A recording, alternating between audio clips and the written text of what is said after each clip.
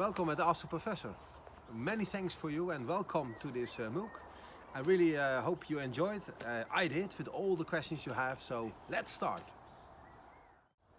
One question was about why do we have electrification and when it is beneficial. Normally I would go outside in the track, but now it's COVID and we cannot go outside, so therefore I'm here in the park. So that's a pity. But make the choice for electrification is not so difficult, I would say. It's mostly driven by money. When you have to make a power line, it's easy to make, but who is paying the bill? So that's mostly the reason why we don't make a decision, let's go for electrification, because you have to pay a lot. It's a high investment and you have to take it for the long run, but now you have to pay. And that's the question most infra managers has, who is paying the bill? A nice question came from one of you asking when do we have this transition to new ways of energy like hydrogen or batteries or hybrids. And I think the transition what we see here in Europe is coming now with the mobile cars. And still I'm not sure if it is really a transition, because I don't believe that we all have to have batteries in every vehicle. I think, do we have the resources? Can we make these efforts and invest in this?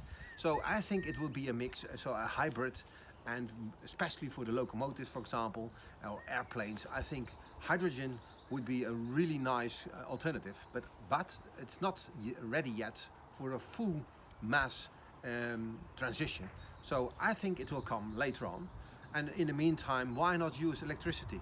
Just the power line and the trains is proven technology, works perfectly, and it is very clean. A question about monorail. Why don't we use monorail more often, and why don't we see it in our society?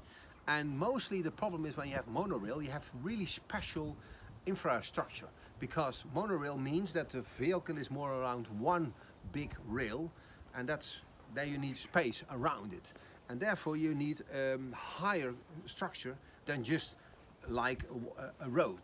So when you look at the railways, it's always a railroad, you could say, with 2 bars of iron, and that's how we drive on with rolling stock. When you talk about monorail, then you need a system like you have to, as a roller coaster, to go around it. Therefore you need this free space, and therefore you have to build a higher construction, and mostly you do it that high that all the traffic around can go under it. But there's one big but. Who's paying the bill? And that's always in the railway business. It's very costly to make new infrastructures, so it's not easy to say, okay, we go for monorail and that's it. I think that's one big reason why, the costs. And also when you have monorail, it's only dedicated to this train time, and you cannot use it for other things. And that's maybe also another reason why you don't see it that often. One of the favorites is about why and how do we get Hyperloop implemented. As you know, at TU Delft we were really on the spotlight with the contest of Elon Musk. We win the contest in the first stage, so I was also there as an advisor. So I really understand the system, and we also know what could happen.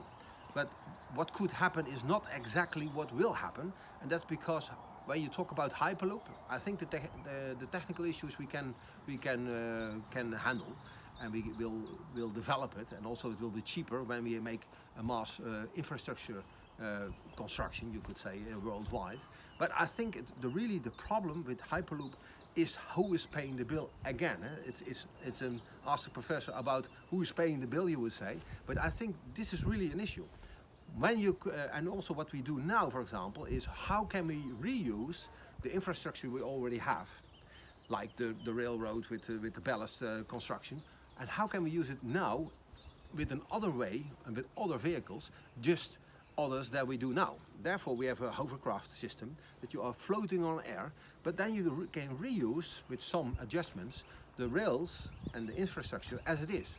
And that's really a driver to go for a positive way, because this is more easy to achieve, more not so expensive, and you can do it tomorrow. And I think that last part, to do it tomorrow with new transitions or new ideas, that's exactly what is the key for success. I think for the long term, a Hyperloop would be perfect, but I think I will be retired.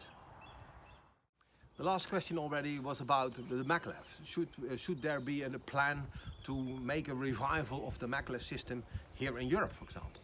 And I think the key issue is, yes, it could be, but the most big question is you need a lot of investments on the infrastructure, because you are floating or magnetic fields, and therefore you have to create these magnetic fields, and therefore you need a lot of special electronics and big equipment inside the construction to make it happen. When it is, I ride also in a maglev train in Shanghai. It's perfectly right. It's running like the honey in heaven. But yeah, who's paying the bill? That's what is really the case. I think the technique is wonderful. It works. It is. You can rely on it. 400 kilometers an hour, no problem. Great. But who is really making this special infrastructure, what I said already about Monorail? That's really the case. Who is really willing to invest in this? And not only invest for a couple of decades, but you need a full infrastructure, otherwise you cannot drive over. And that's exactly the case. Who is paying the bill?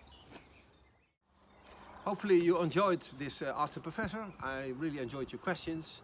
I also give questions back to you. Please use each other in the forum, in other places in the MOOC, to help each other, give each other examples from your own country, because everywhere it is a different system, because it is driven by history, and every nation has its own way and own culture about railway engineering.